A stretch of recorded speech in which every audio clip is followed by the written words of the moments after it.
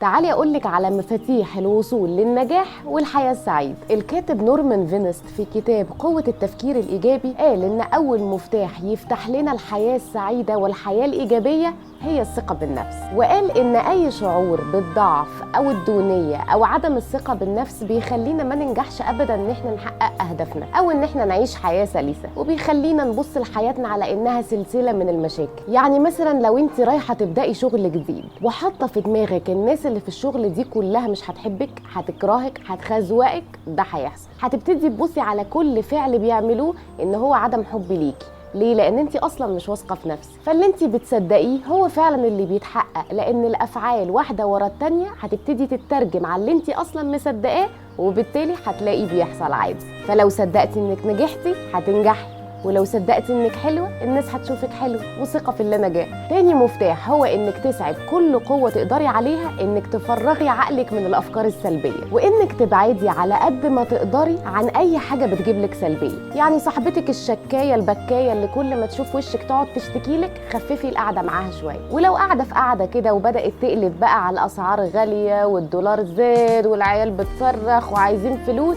اقلبي الموضوع او قومي روحي مش ناقصين. المفتاح الثالث هو الرعاية. الإنسان اجتماعي بطبعه، والشعور بالتقدير حاجة فطرية، فما ينفعش إن أنت تكوني بتهتمي بنفسك بس وبحياتك بس وسايبة كل الناس اللي حواليكي. مش هتحسي بالتقدير ومحدش هيقدرك.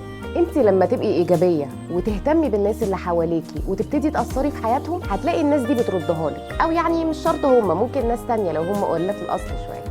هكمل لكم باقي المفاتيح في الفيديو الجاي، بس قولولي المفاتيح دي معاكم ولا لا. انا فيروز يسري، ودي حكايه قبل اليوم.